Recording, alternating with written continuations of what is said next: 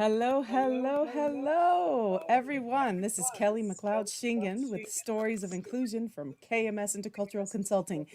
I am back with my girl, Patricia Malidor Coleman, also known as Miss Globaliscious. And today we have a very special guest. It'll be Mr. Freddie Taylor from Urban Intellectuals. But before we get to that, we just want to go ahead and give you a quick countdown so that we can get as many people on our conversation today as possible.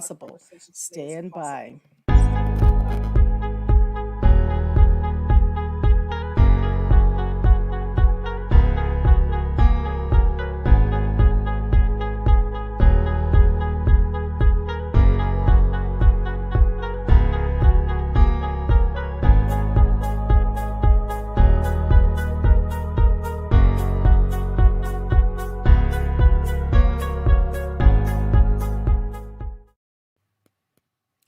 Hello, everyone, and we are ready to have our conversation with Mr. Freddie Taylor. Hey, Freddie, welcome to the show.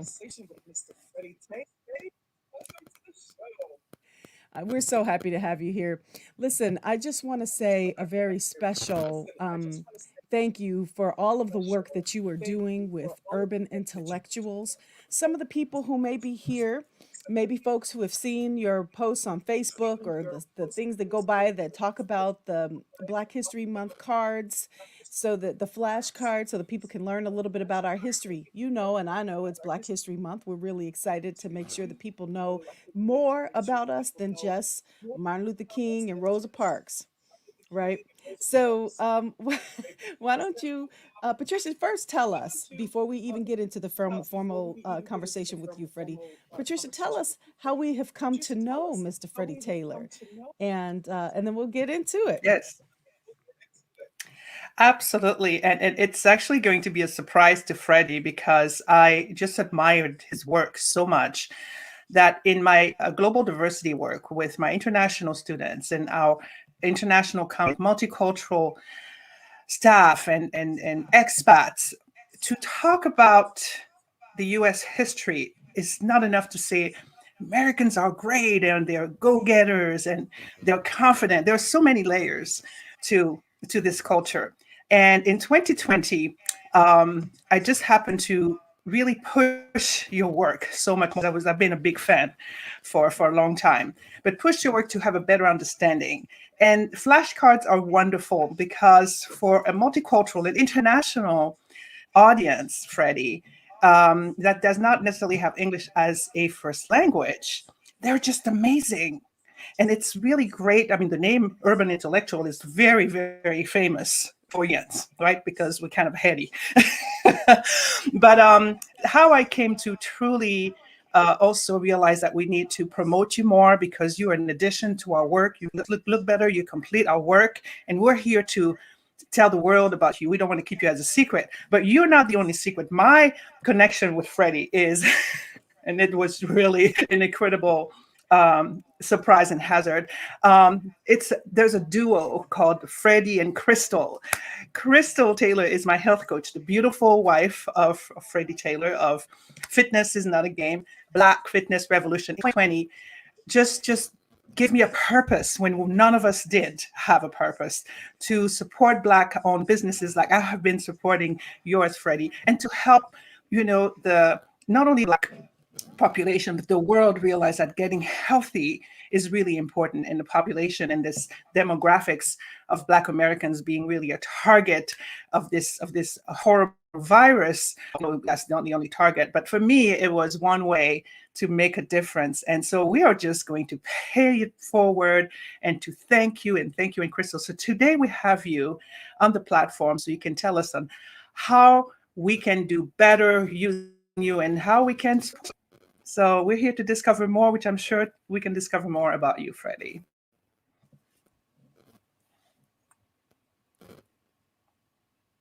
You're muted. You're muted.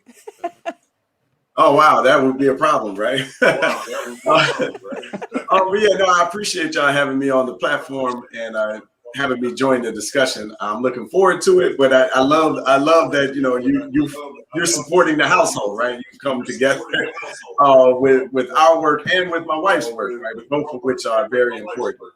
So I'm excited to be here. Excellent. So, Freddie, tell Great. us your story. Tell us, a little bit about your background. Where you from? What do you do? And why is telling this story and making people aware of our history important to you? Yeah. Wow. That's man, that's a long story, right? I give you the shorter version, right? But I'm originally from Inkster, Michigan, which is outside of Detroit. I wouldn't exactly call it a suburb, right? It's a little small city, a forgotten city. But it's a wonderful, wonderful place where I grew up with both my parents. My dad has been a huge influence on my life. He's always talked about history and culture being of utmost importance. He was born in 1929, so he's literally like walking history. He's still around today and is still vibrant as ever. But he's really proud of the work that we're doing. But it's really carrying on his legacy, if I'm really being honest, because he's the one that put the onus on me that history and culture is important. And as I, of course, growing up as a child, I wasn't listening, right? Like I was a typical child, like, oh my God, old people always talking about history and culture. But once I started having children and viewing the school system from a second angle, right, from the parental lens, I couldn't believe that they were still telling the same stories that they were telling, 30 years ago when I was little.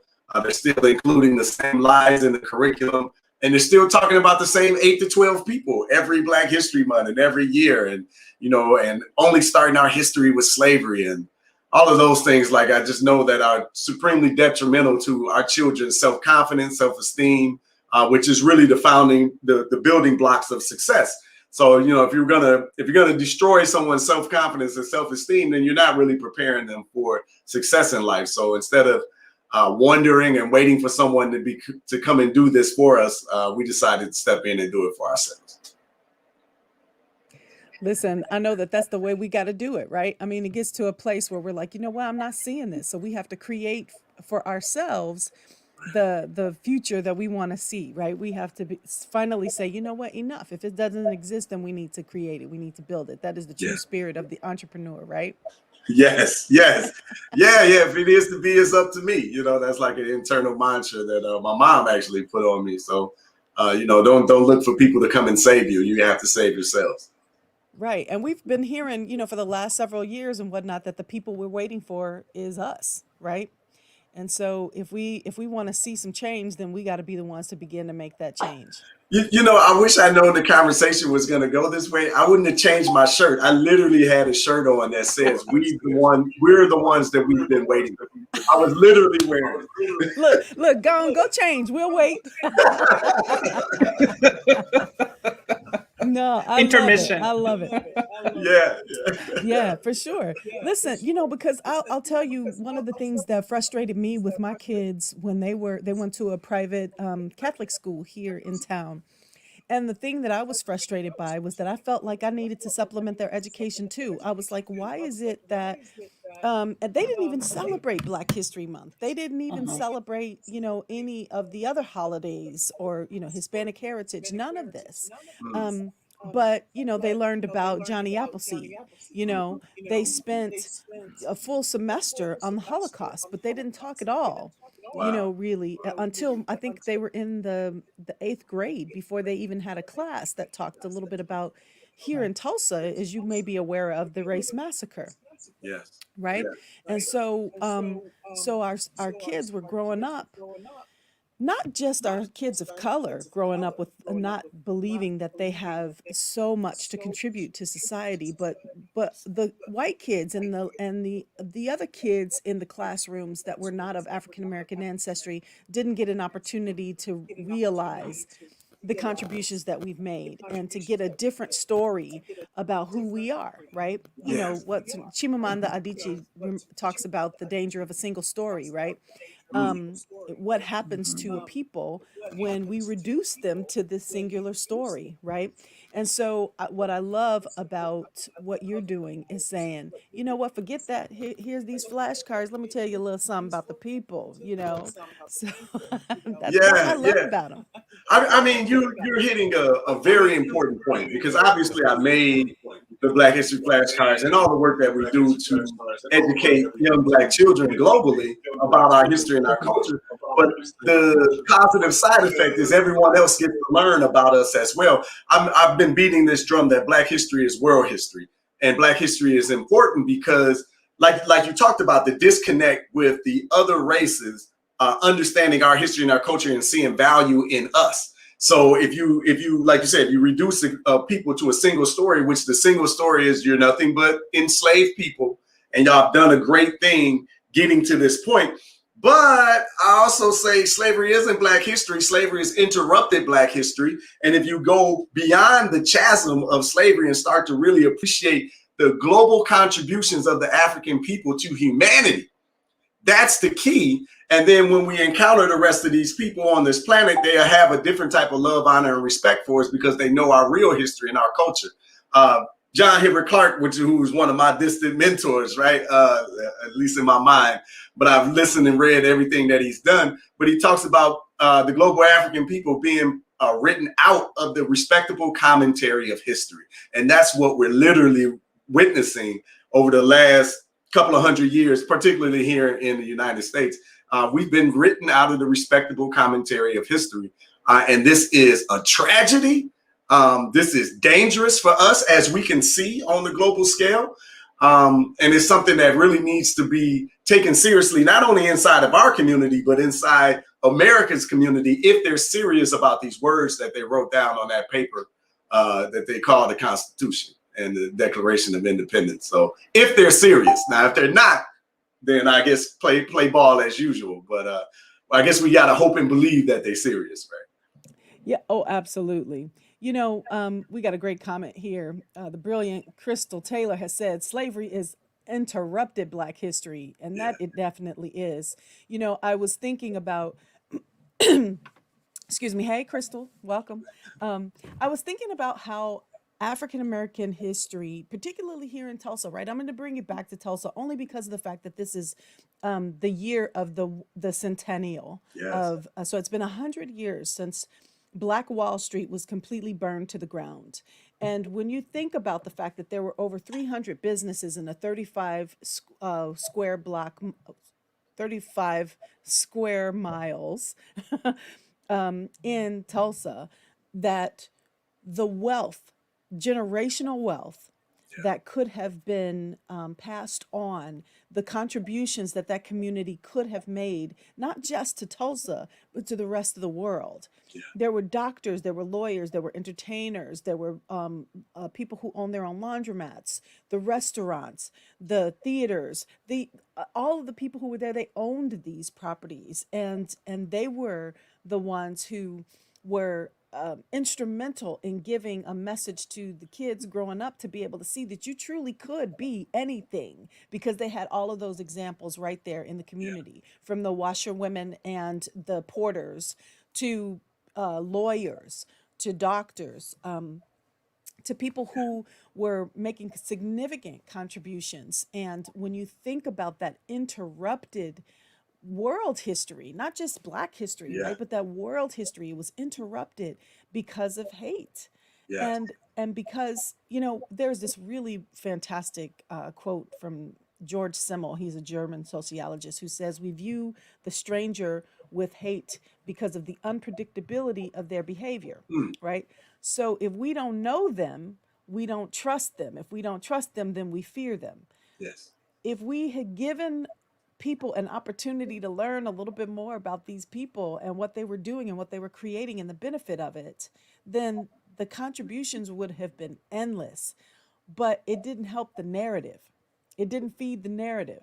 The narrative was that these was some lazy porch monkeys who ain't want to do nothing, right? And so, and they couldn't possibly be able to amass wealth and to be brilliant people and to make significant contributions. And so I think that that's what I appreciate so much about what you're doing, is that it constantly flies in the face of that narrative of who we are. I mean, we really have to combat that, because that's, like you talked about, that being the danger. But to bring it back to Tulsa real quick again, you'll appreciate this. This is O.W. Gurley. O.W. Gurley is the individual that purchased the 40 acres there in Tulsa, Oklahoma, that created the Black Wall Street movement and everything. So I'm very intimate with this particular story. I love this brother for his vision and his understanding. I think his name should be told and sung throughout the annals of history for what he did and the blueprint that he built before us, because he did it 100 years ago. I wish we would have stuck with it. I wish we would have been diligent and fought through the pushback, let's call it that, right? That's to say the least. Which we would have been diligent, but we still got it as a model of what we need to get back to today. Because if we're going to change our community, again, it gets back to like what I started with. It is the be is up to me. We have to solve this issue because the United States flat bluntly has proven that they aren't interested in righting this wrong. We can hope, we can pray and do all of that, but I always say we got to walk and chew gum at the same time. And while we chewing this gum, we need to be building this community for our children. So building up this understanding that we have a deep, rich history and culture and contribution to not only this country, but this continent, but this world in general. So we can build up that self-confidence inside of our children, but we can also work on building up the economics and allowing the children to see, like you talked about, the doctors, the lawyers inside of the community, the business owners, the entrepreneurs, the philanthropists, just giving back and helping one another. So it's all an important ecosystem that we got to rebuild. Let me add something here.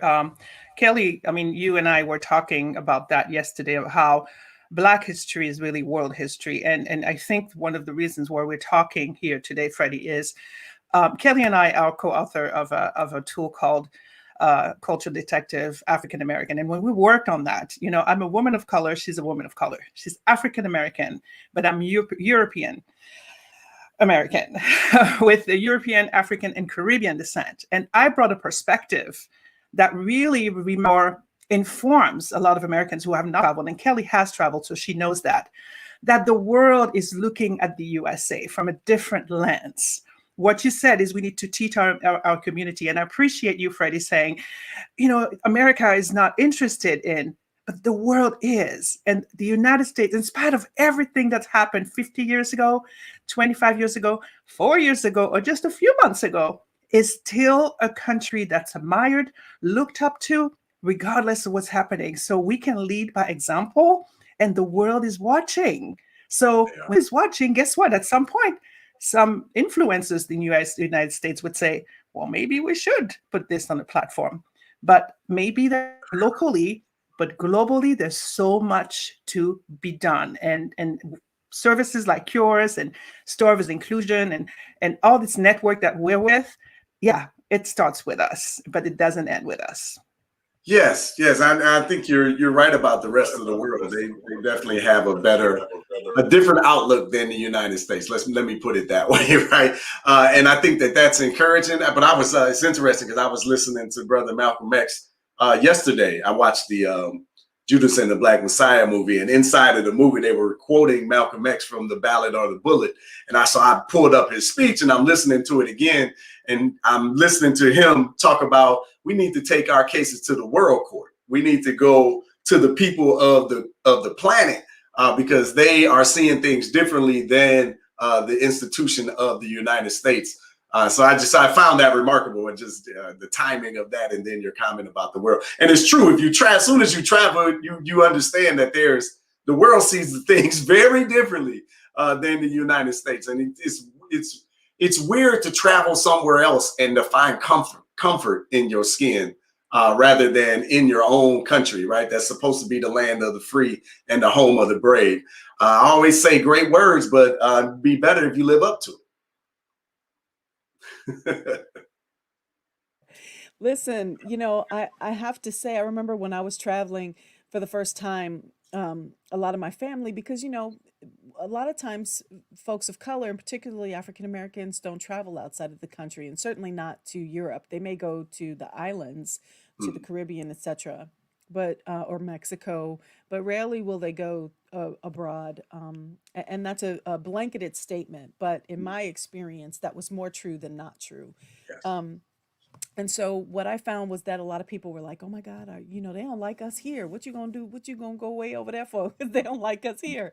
And I was fully expecting to be treated like that, fully expecting that that would come at me when I was abroad, and I didn't encounter that. I really didn't. And like you said, you know, I found myself being much more comfortable in my own skin when I was abroad, right? And one of the other things that I would honestly say was really important was that what I also realized was that they had, especially when I was in Ireland, I'll just say when I was in Ireland, Northern Ireland specifically, how much I got in pubs and whatnot about people saying we're the same. You know, we've had that same experience. We went through Yeah, the exact same thing. Your heroes are our heroes. We're trying to have our civil rights, right? And so it was amazing to me because it's easy to feel isolated and alone in our own experience, but then to go abroad and people say, you know what, that's my story too, and I see you. That was really very enriching for me. One of the main reasons why I enjoy travel because instead of feeling so foreign, I end up finding myself in those places in ways that I don't find myself here. So that I yeah. really appreciate you saying that. That's a beautiful that you pointed that out because that's exactly what I've experienced. I haven't been to the pub in Ireland. I'd love to go, but I've been through Paris. I've been through northern France. I've been through London in the UK, Brixton, and just meeting all of these different people all around in Spain. Been all through there in Granada, and you just meet the people. And I honestly believe that they have a better outlook on the world because they have more understanding of what has transpired in the world. They have a better understanding of history than those in the United States. Because the United States propaganda educational system is really creating a particular type of lens about us specifically, and it's damaging to us as Africans in America.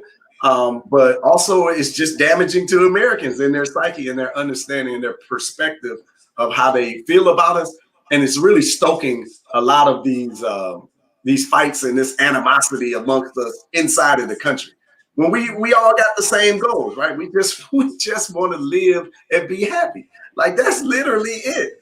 And I just think history and exposure is really important because it just changes you. It just changes you. I think that's the easiest way to put it. So one of the things that I was so excited about when I started doing my research on Mr. Taylor uh, was that you managed to get the flashcards with the airlines for Black History Month. And tell us a little bit more about that. How did you do that? And which airlines were they? Yeah, we've worked with JetBlue for a few years in their JFK offices and then their Newark, New Jersey, and they were spreading it out. But it all started because somebody loved the flashcards and thought that it was a wonderful idea. And one of their workers, this guy inside of their JADE program, which is JetBlue, JetBlue African Diaspora Employees. That's it. And because they have this organization inside, he was able to speak to his leadership and it kind of trickled up. And then next thing I know, he was like, man, we're going to blow them up and turn them into posters and put them in the displays in JFK Airport in New York. And I'm like, what? Like, are you serious? Like, so for a couple of years, like we were out there and there's flying. It's just amazing to see it in there. And the response was spectacular from around the world, really, right? Because all types of people are flying into JFK and they were taking pictures and hashtagging us all over the place. But it was crazy to see how many people really appreciate real history and culture. Because you've been through our flashcards, you see we're not really sticking to the beaten path of the same individuals that's talked about each and every year. A couple of them are in there, but we really expand the conversation. And it was great to just see how much they appreciated it. That was wonderful. So I appreciate JetBlue for what they've done. I think that that's amazing because, as I started this conversation, I was so grateful to see something more than Rosa and MLK. And listen, now, and that's not being rude because I honor them. These are significant people in our culture and our community and our history. And when I say our, I mean all of the United States. Yeah. At the same time, I feel like there's so much more to cover, and we have an opportunity to kind of dispel some of the myths about who people are, right? Because the way that single story showed up around the Black Panthers is not the whole truth. The way Right. that single story showed up about Malcolm is not the whole truth. Mhm. And so we need to do Angela Davis. They ain't the whole truth. We need to be able to tell the whole truth and challenge the story that the powers that be want to put out as the whole truth and nothing but the truth. And you and I know very different. Especially because of the fact that, the past is present. Yes. So Patricia and I were watching this program last night, Antebellum. I'm not sure if you've seen it, Oh, I have. but Janelle Monáe is in it, and it is Oh, it's a hard film to reconcile, because it is, without giving away too much about it, it really is a reflection of how communication styles, behavior, attitudes, much hasn't changed since, way back when. And even though we have made significant strides and have had an opportunity to be our ancestors' wildest dreams, mhm. right? There's still those who want to keep us in chains. Yeah. And that past is present thing, and those chains can be mental shackles, economic shackles. You know what I'm talking about. And Yeah. so I think that we have to continue to be diligent about telling our stories. So let me ask you this: were you successful in potentially getting it into schools? I know you got kids, so were you able to get them into the classrooms? Yeah, we've been in. That's funny because I swear this morning I was literally having this discussion inside my mastermind and inside our organization about this very subject. But it's something that's been on our mind. We're in schools. We're in several school districts and schools, but it's usually that has usually transpired by a teacher or a parent, like the JetBlue employee, on fire about the product and taking it to the schools. Like, no, y'all need to get these into the schools. We haven't, as an organization, had a concerted effort yet focusing on schools to push them in. We just don't have the manpower. But I had a vision over the last couple of days. I've been working on some things. So that's definitely going to be a angle that we're going to pursue in the future. But it's just a matter of really staffing up the team and the organization to be able to take on the calls and the follow-up that's necessary to continuously push them into schools. But we're there, just not as, of course, I would like for them to be in every school on the planet, but we're not there yet. We're literally having a conversation building a sales force to do just that. I want to say something to Freddie. We're all about connections. I this nickname Miss Globaliscious for no reason. It's really I am who I am because of the world and the connections in the world, and meeting a sister like Kelly, and to work with, and when I say work with, part with, visualize with KMS Intercultural Consulting, Globaliscious, an organization, CETAR, and we have quite a lot of people watching from the CETAR USA, CETAR Europa. I mean, we are a bunch of busy bees wanting to spread the world at our fingertips now. It's not about trying to find a Barnes and Nobles and where's this book at? It's right there online. And we are about intercultural education. We're about education. A lot of us are educators in universities, institutions. So we don't want it to be a secret anymore. So I think that vision that you have is just the beginning. I love it. Thank you. I appreciate that. And it's funny. I just heard you just say Yoruba, and I found out that we're Yoruba through my father's side of our family. So I'm going to have to start doing my homework, right, on learning the language and learning the deeper history, and start to connect again with our history and our culture directly inside of our family. So I'm really excited by that, to be able to cross the chasm, right, cross the slavery moment in our history and figure out, well, where does our familiar history really go back to? We're Yoruba on my dad's side, and then Mende out of Sierra Leone on my mom's side. So I do know both of those. So that was interesting. Well, we related because on my mother's side, we got the Yoruba people as well. Of So course. See, it's getting smaller, right? The world's getting smaller.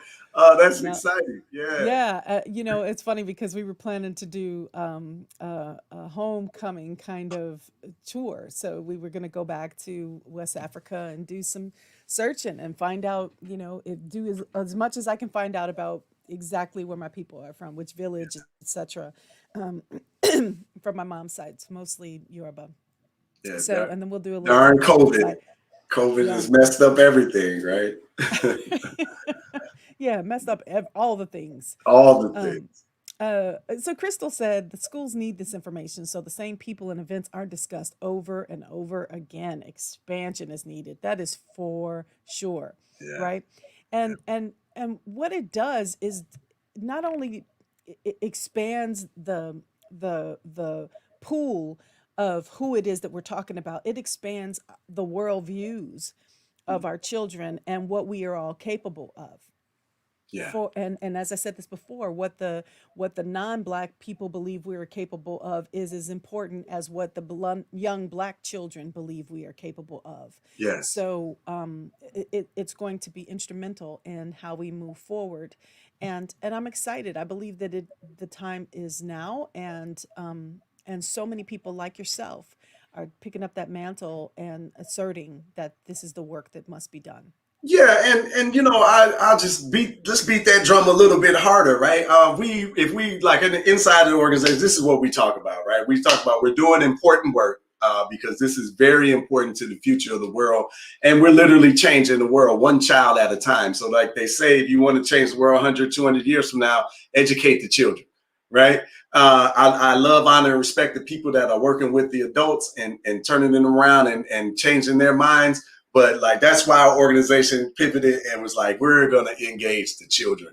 So we're literally going to change the world. We're not going to just argue and fuss about what's happening around on these in front of our eyes. We're going to work on what's going to happen in the next 100 years. And we know that if we properly educate the children of all races, right, that they will grow up to have a better understanding and appreciation for one another. They'll look out for one another. They'll work together instead of being afraid of one another, which is, which is the current system is just stroking the fires between us. So we just gotta dig in and change it, man. Like, and I just believe that educating the children is the easiest way to do that.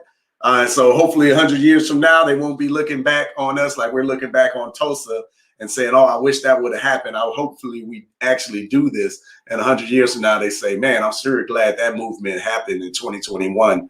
Everything is different now. You just said something that made me think. A lot of times we get charged with the why we got to bring up the past, right? Why are you still talking about the past? That was a long time ago. If we didn't have to, we wouldn't. Yeah. Yeah, I love that. Right? I mean, because here's the thing. Maybe the reason why they don't talk a lot about the past and the contributions of a lot of people, and we know that that's not 100% true, right? Because our history is simply theirs, right? Um, but but it's easy to forget about things, and when everything is already focused on your story. Yeah. So we tell ours because we must. We continue to have the conversation because we must, because, not just to remind ourselves of who we are, but to insist to others, that sad phrase that was said during slavery, am I not a man and, a brother? Yeah. So, you know what I'm saying? And I do. And I like to those people that say, why are you always bringing up the past? I always say, because it happened yesterday. Like, slavery happened yesterday. And I know that America and the Western educational system has done a good job in tricking us into thinking that was 400 years ago. It was so long ago and this and that.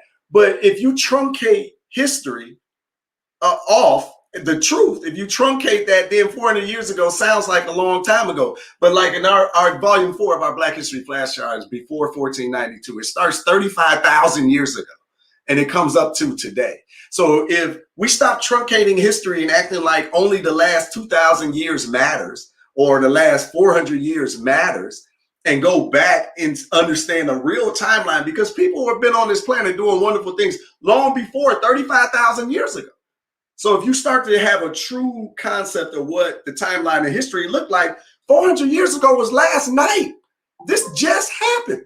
So to that, and I think that perspective has to be seen, because now it changes everything. No, this ain't 50% of the known world and all of that trash. Like, people have been around. We got to start tell the truth, shame the devil, right? So tell the truth. People have been on this planet for a long time. And what has happened to us just happened. And what happened? What was going on before that? Before 1492, when Columbus sailed west and brought his reign of terror, what was going on before that? What was civilized? Where were civilizations in the world? Where were the universities at? Where the educational system? Where are the main trading posts? Where's the world coming to and starting to sit at the feet of Africans and learning? What happened? What happened in the 1400s, the 1300s, the 1200s, the 1100s? They write it off with, that was the Dark Ages and nothing was going on. Really? There was nothing going on? Well, what's all this history that's written about what was transpiring during that time? So I just think that this is why it's important that we grab the narrative and really tell the truth, shame the devil, right? Like, we got to put it out there, because, the people who are writing and supporting this history, they're doing it because they have alternative motives. They got a different type of agenda that they're pushing. And we at least need to do that inside of our community and as far as wide as anybody that'll listen. But 400 years ago was last night. Yeah. Freddie, as you talk about that, and if I may add, there's a word that I use a lot in intercultural coaching and seminars, roots. We're all looking for our roots. So the past is our roots. And of course, we've heard we need to know where we're coming from to know where we're going. But when I have participants saying, why do you have to bring back the past? And I say, well, why are you looking into your ancestry? Why are you looking into DNA? Sometimes from medical history, you're going back and finding out what your grandparents or great-grandparents do, right? So the roots of a tree tells you what the tree is going to carry, and tell you how the environment is going to make it grow or hurt it. But most importantly, one word that has resonated in my recent work in diversity, equity, and inclusion is to say how the past, the history of the US, especially the Black history, is the one point of resilience of all Americans. But not only resilience, with resilience, there's also pain. And I've heard a long time ago, and I can't remember the source, but I'm going to repeat it. Maybe somebody will know. Pain is a greater motivator than pleasure. So pain and resilience. And Kelly, you're very good at reminding everyone that the difference between intercultural work and diversity work is about dealing with people that are hurt and pain, right? So resilience is a huge value of the United States, but there's the pain that you've got to understand, because only pain is going to get you mad enough, angry enough, and determined enough to make a change. And I think that's how we can bring most people into appreciating history and Black history, because that's simple of, I want some of this. I mean, I'm a naturalized American citizen. Okay, I've been in the US for 40 years. But I gained that value of resilience and confidence from you all. It's something it started in the past. We have to go back to see where it happened. That little seed growed into this beautiful garden. It's imperative. And again, I wish I would have met this man, John Henry Clark, but he talks about how never discuss the situation until you understand how it came to be. So this is why we have to analyze the past, because we need to know what happened. We need to know, how did we get here to this moment? If nothing more, so that we don't continue to do the things that got us here, but also we need to understand how we ended up in this moment, so that we don't support the people and the movement that put us in this moment. Because if you don't know what happened, you can end up supporting people that don't have your best interests at heart whatsoever. So just trying to blindly ignore the past, those are things that people in privilege can afford to do. For the rest of us that's in pain and that's in situations where we can be easily manipulated, we need to thoroughly understand the past. And I just feel like people who don't understand that, they're not interested in moving forward together. They're just interested in maintaining the status quo of what's going on currently. And they are comfortable in our oppression. And I'm frank with all of my people that I know from any other cultures, that if you're comfortable with my oppression, we can no longer be friends. We can't be tied together. Because if I came into your home and oppressed you, if I came into your home and took over and oppressed your children, there's no way in the world you're going to talk to me. We're never going to be friends. You're not even going to almost engage me over nothing. And that is how I feel when people tell us to get over the past. Like, are you serious? Like, you can't even be serious. Like, you can't even be serious. And I've learned to, you try and try, but you can't frustrate yourself by changing the mind of somebody who's just not, they're not interested, right? So I bless the heart, bless the little spirit of those individuals that fight the battles with minds that are set in stone, because I just like to pivot and work with people. I call them the ready, willing, and able. And I feel like there's enough of us, not only in this country, but on this planet, that are ready, willing, and able to get over all of these hurdles and obstacles. And I think we need to focus on those individuals, because there's far more of us than people that are trying to hold us back. I believe that. You know what? I believe it too. And I believe that the only reason why there's so many people who are noisy from the extreme get any attention is because, of the ones who are on the fence, or the ones who, just are erring on the side of comfort, right? Right. Comfort over courage. Well, we Mm, know that we need for people to take courage over comfort. yeah. And I think that that's the thing that is most important in this work, is being intentional about saying, you know what, this is sometimes going to be uncomfortable. It's going to challenge your worldview. You're going to be surprised by some of the things that you learn, and maybe even be angry that you were not taught them. Um, but I like to refer to those people who are on the fence as potential soldiers, against the oppression, um, because when I do sessions and people say, well, the good people, I think, are the ones that should be in the room, and I'm always like, the good people are in the room.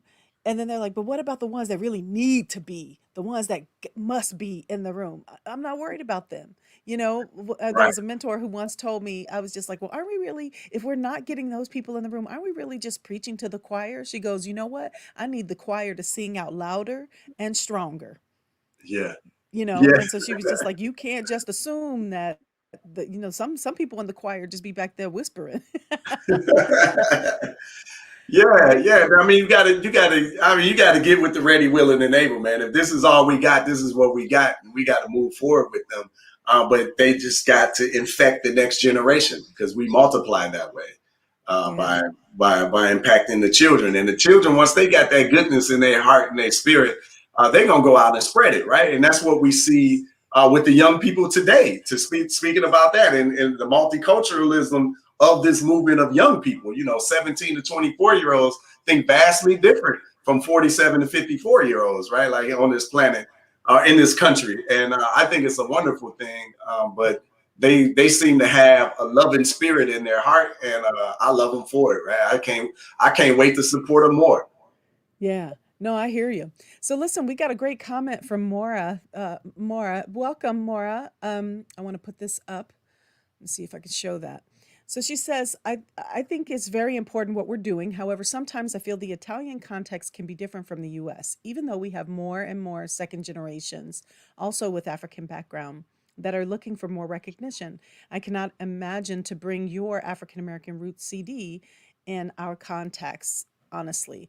And so what Maura's referring to is the African American cultural detective that Patricia and I have co-authored. And thank you so much for that comment and question, Maura. Here's the thing. I I don't believe that we have a conversation about the African American experience in application to a global perspective. But what I do know for sure is that systems of oppression exist all over the world, and there is not particularly in Europe, there's no way that we can get away from the fact that European countries have conquered, colonized, and enslaved people.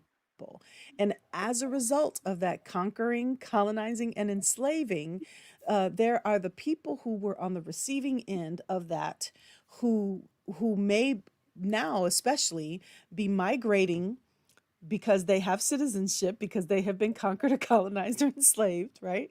They are migrating back to those countries and being met with a great deal of hostility about their ability to be received or not received. Yeah. And so, what is important in our conversations potentially is to not simply take the whole of the experience of the African American, but imagine how would that apply? How could that experience apply in the Italian context?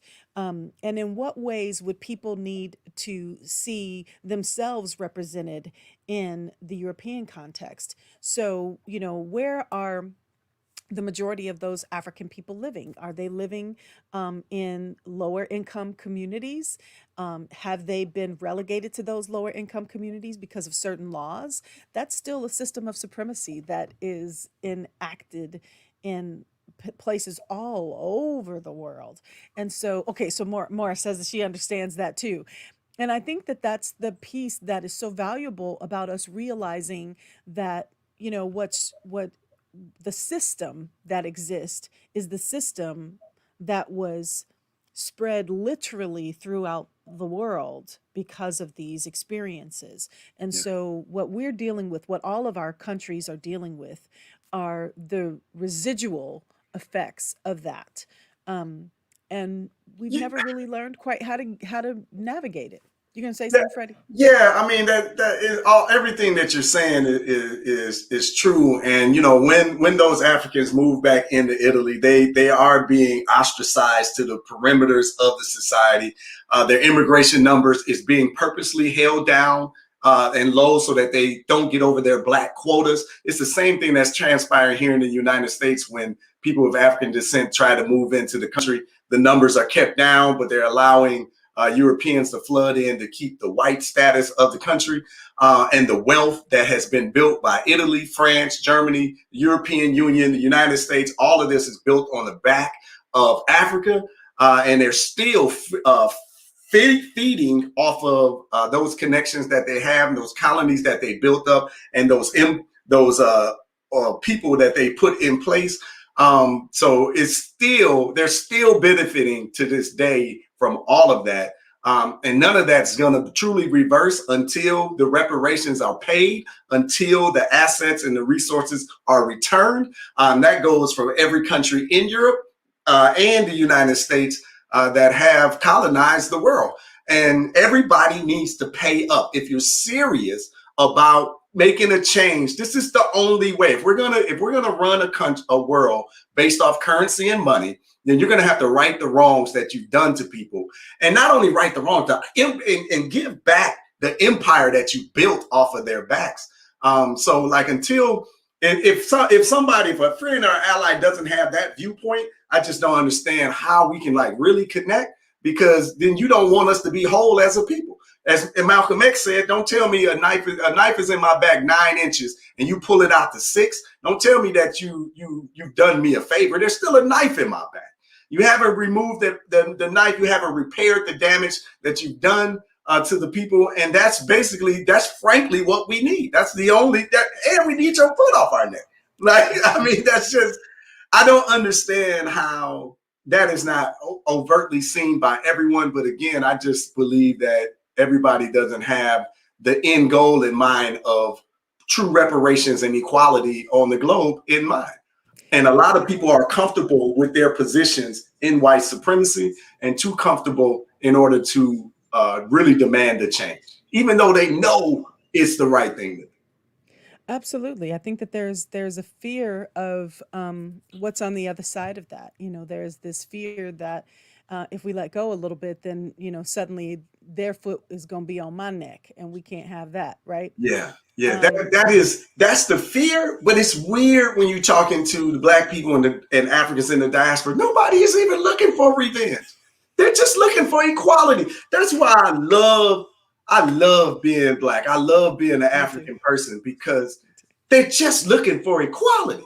And I know that that's hard to believe when you spent centuries destroying a people. So I would probably be apprehensive as well, because what their hesitation shows me is they know what they would do if the situation was reversed. Yes. If the situation was reversed, they looking to murder, kill, and steal any and everybody to get back to equal footing and to get back to power. But that's just not how our people seem to be built. I'm not in many conversations where anybody is talking any violence. Like, nobody is looking for that.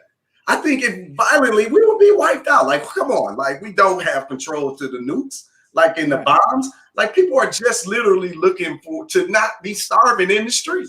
We're literally not, we're looking to not be, the highest number of incarcerated people in the country, that we're only 13 to 15%. Like, it's just ludicrous. We're looking to not have the police over policing our communities and murdering and shooting us on television in broad daylight in front of the world. And then none of these terrorists or criminals are going to jail as a result of the system that's set up, and nobody sees this as an issue. Like, we just want our babies to eat. We want them to be educated properly in schools that have curriculums and materials that is going to give them a chance to compete in the global economy. In the richest country in the world, a child can grow up with an average child in the United States can grow up with an average education and lose out drastically to any immigrant that come into this country, because the educational system is head and shoulders better than this one. That is ridiculous. And these are some of the things that have our issues, right? Not to mention our unemployment rate. If the U.S. unemployment rate was high as the African Americans' unemployment rate, they declare a state of emergency, and it's been like this for at least 100 years, and well, I'll say 60 years, and since integration, right? And nobody seems to care. Yeah. We just need to. Yeah, go ahead. I'm sorry, I got on my soapbox. I get going, y'all. Yeah, listen, come on, bring it on, because I think that you make a great point, right? Because when we're talking about our state, when it's us that something is happening to, then it's somehow pathological, right? This is the way that they have always been. Well, of course they are, because they are those people. It feeds a narrative, right? But the moment that we've got record numbers of white kids on opium, and it suddenly becomes a global problem that we must fix, and we have to get these people treatment, and we have to take care of them. But when that same thing was going on with the crack pandemic of the 80s, well, not pandemic, sorry, the crack situation, could have been a pandemic, but it felt like it. But then it was, let's throw these people in jail, let's throw them away, let's and like, let's put the entire story onto that. The crack epidemic, let's throw these people away. The crack epidemic that the Reagan administration flooded the Black community deliberately with this crime and these drugs, and then they deliberately changed the legal system to say that crack over cocaine receives an 18-time tougher sentence than cocaine, which was a white use product. This is deliberate, and nobody is still talking about we need to right those wrongs economically. You need to cut the check. America got so much blood on its hands. It should be a shame, but we love to just bury our heads and act like that's not what's happening. Or like you said, it's pathological. All these people have always been like that. No, you have always undermined us at every step. And we are a creation of America and not American citizens. And that is the tragedy of all of this. And if I always say this responsibility is on the onus of good white folk. Because if good white folk is who they really say they are, then they would not stand for this being done in their name. But for centuries now, they have sat by idly and watched. And that's Mhm. real. And that's real. I know a lot of them don't like to hear that talk, but it's just the truth. And that's just how, that's Yeah. the only way that I know how to speak and to come. Just the truth. The truth. Every 20, 30 years, they declassify new documents and tell you the horrors of what they've been doing to our community deliberately. Ain't none of this is like, oh, I don't know how that happened. They know exactly how they happened because they did it. And I Yeah. keep seeing respectable white people sitting on the sidelines acting like, well, I just don't know. You need to take control of your government and have them do right like you say you want to do, like the country says that it wants to do. And they wrote all this Mhm. fancy language in these articles of incorporation and the Constitution and Declaration of Independence. They all sound cute, but until you live up to it, it's just words on a piece of paper, and it don't mean nothing. Yeah, no, absolutely. It's so funny because now listen, I'm about to start doing that church dance, getting the Holy Ghost, because I agree with you 100%. And I also believe that I remember when they started legalizing marijuana throughout the country in different places and Here we stuff go. like that. Yeah. And I said, you know what?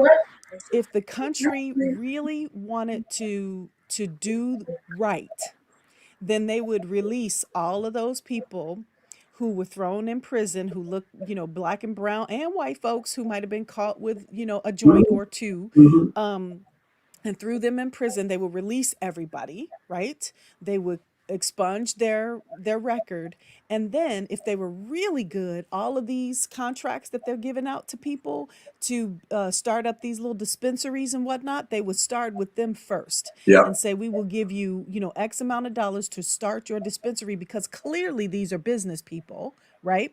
I mean, they've been running businesses on the corners for how long? Real. That's real. So let's be honest. These are business people. They was selling the weed because they was trying to make some money to care for folks anyway, because people were scared to hire them, but don't get me up on my platform. Yeah.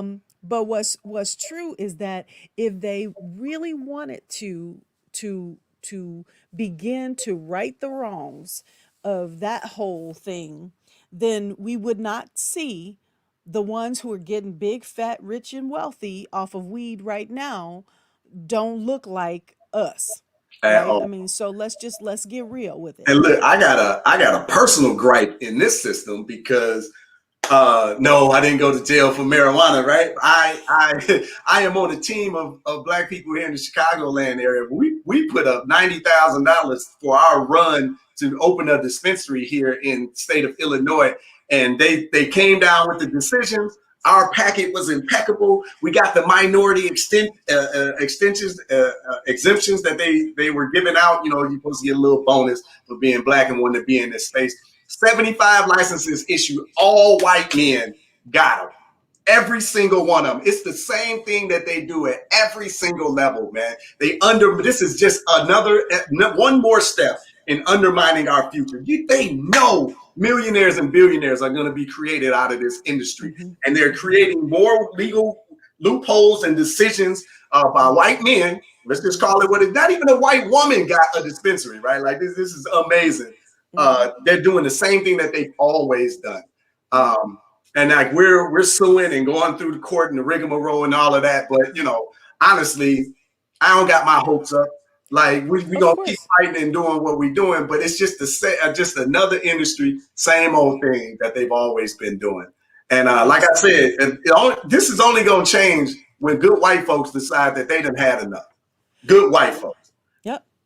Yep. Yeah, yeah. I mean, what would it have taken for a white guy to be like, you know what, Freddie, I'm going to partner with you. I'm going to go ahead on and be the front of this, and then as soon as it gets accepted, then I'm going to pass off all the paperwork to you. Yeah, You know what I'm saying? Because I know that you deserve this or whatever. yeah. And anyway, Yeah, listen, yeah. we can go on and It's on, just and frustrating. It's just frustrating is what I'm of getting course at. it is. And Of that course it happens is. at every industry, at every level. I mean, we could be here all day talking about, We really could. those But here, examples. what's beautiful about all of this, Freddie, though, is that we have a significant resilience as a people when it comes to injustice, and we've had Yeah. to, or we would just lay down and die. Yes. And so, I mean, we Yeah. just really simply could not get up every single day. And so, to be able to say, you know what? we're gonna keep on keeping on, and we're gonna make our own thing, and hopefully, and when we do it successfully, when we do it well, when we do build up and start making money and whatnot, then they come and bomb Greenwood. You know what I'm saying? So don't get me started on don't get me started on that either. But the resilience of Um, our people is amazing, and yeah, we're yeah. never gonna give up. So I love it. I love it. Yeah, see, we got some great comments here. So let me go back to this one. So Sharon says, I think as long as the USA, especially the white people in power, does not acknowledge the history for what really and truly happened to the indigenous people and the Africans who were brought to this continent as slave, reparations will not be happening. I agree. I think that that's a significant one. Yeah. And then Megan says, is there a possibility to push for legislation around this when it comes to federal legalization around the marijuana?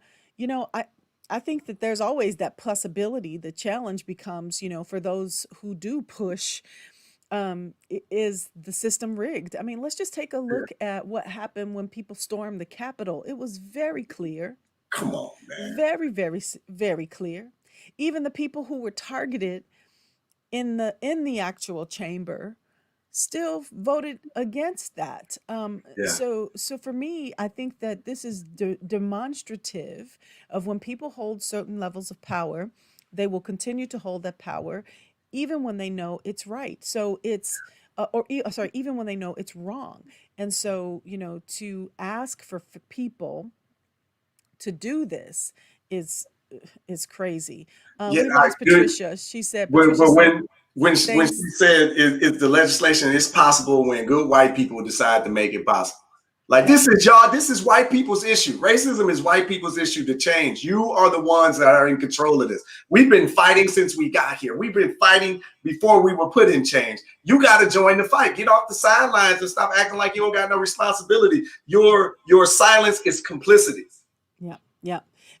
Dr. King, he said it, right? Didn't he say that, it's not the noise of our detractors or something like that, but the silence of, Yes. our friends, the deafening silence of the good people. Mm. I horribly paraphrased MLK, but I y'all know what followed I'm it though, talking and it made my heart beat a little harder. I love it. you know, you know what I mean. So, listen, Freddie, how can people get in touch with you? I think I have this. Tell me, is that right? Yes. You can definitely contact us at urbanintellectuals.com, Okay. info at urbanintellectuals.com if you want to shoot an email or, book me to speak somewhere. We can always get into that. That'll be wonderful. But you can find us at Urban Intellectuals pretty much all over the web. We're not on the snappity snap or the tickety tock, as my wife calls it. I'm a little too old. I can't figure out that platform. So Don't worry about it. Listen, I just appreciate seeing you on Facebook because, as you know, I see in the strolls and whatnot, people talking about complimenting, celebrating the flashcards, and I gave them as a gift. So I know that I'm grateful for the work that you've done. And besides the flashcards, what else does Urban Intellectuals do before I let you go? And then tell us what we can look forward to. And then we'll wrap everything up. Whew, okay. Yeah, we have we have a lot going on outside of the flashcards, but our 5 decks is what most people know about a Black History flashcards. But we actually have playing cards that have history and culture infused into them. We have remember matching pairs, so we do matching pairs for the younger kids. We have a deck of trivia cards as well. But in addition to that, because we like to say we make it fun and easy to learn Black history. So we've created, I don't know how many people remember Highlights magazine from back in the day. I used to love, I grew up on Highlights. I love it. All right. So we did a culturally relevant version of Highlights magazine that we call the Sankofa Club. So it has history and culture mixed with the games, the puzzles, the activity sheets, and all of that. But each month the theme changes. So first month is like great minds. So we're talking about Maurice Ashley, the chess grandmaster. We're talking about Imhotep, the inventor and medicine man. Marie Van Britten Brown, who's an inventor, and the Dogon tribe and their astrology information. So that's first month. Every month it changes. And the themes of the materials change along with it. But we also have teachers that teach the children Black history 5 days a week according to the different themes. So Monday through Friday, the lessons last from about 5 to 10 minutes to about 25 minutes. So we try to keep them short and compact. But all that is inside the Sankofa Club. You can check that out at sankofaclub.com. But that's just another extension of Urban Intellectuals. In the future, you can expect a curriculum coming out. That's what we're building towards inside of the Sankofa Club. And then we want to start running that into the school system. That was literally the discussion that we were having. Because we know through the research, it shows it's just the fact that children who understand their history and their culture do better in schools. They avoid the school to prison pipeline. They do better in college and their profession. They're better fathers. They're better mothers. They're better aunts and family members, neighbors and mentors. And isn't that what we want for our children? So if we can change the world literally by providing education to children, we're in this thing 1,000%. I have a quick question for you. Oh, okay. First of all, last question. Yes, so sorry about the weather. I happen not to be in Florida. I'm in that mess somewhere in the middle of the U.S. But what I want to ask in line with this before we let you go too, Freddie, is can we expect more live like this, more random you popping up? You know, I know we are on IG, Facebook. I mean, social media is the platform to learn more about you, and you can learn more about us and then about the, you know, the global diversity platform that we put in place. So can we expect more of you live like this? It is happening. It is happening. I'm getting asked to speak more and more different places. I was just on Fox Soul a couple of days ago, and I got like some ABC stuff coming up, and I'm here with y'all. I'm doing a bunch of speaking more, but so it's coming. I've been behind the scenes, and I never really wanted to come out front. So I don't think that the work that we're doing is about me. I think the work is about the children. So I've been trying to keep the focus on the children in the future so that we can change the world, right? Because something might happen to me, right? So I might change. I might, you know, whatever. I don't want to say like nothing negative is going to happen, right? But I fear building a movement that's centered around me, because then what if I'm not there? What happens, right? We think about what they did to Fred Hampton, right? We think about Dr. King. We think about Martin Luther King. You know, we think about ostracizing Marcus Garvey.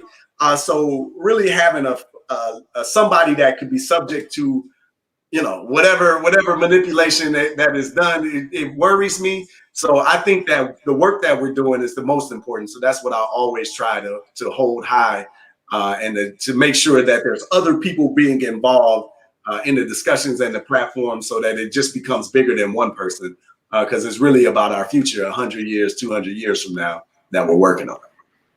Excellent. Listen, Freddie, thank you so much for taking this time to chat with us today. Let us know a little bit more about yourself. Patricia, thank you for bringing Freddie to us. Thank you for joining us again, Miss Globaliscious. And Freddie, I'm so grateful to you. Everybody, please be mindful of reaching out via urbanintellectuals.com. Get your flashcards, get your, education kits so that you can teach your kids and spread the word, because this is amazing work and important work. And we're so grateful to you for coming up with it. Thank you. So that's the end, everyone. Thank you. And until next time, remember to treasure stories, treasure people, and treasure culture. Thank you so much. And we will see you next time. Thanks for having me.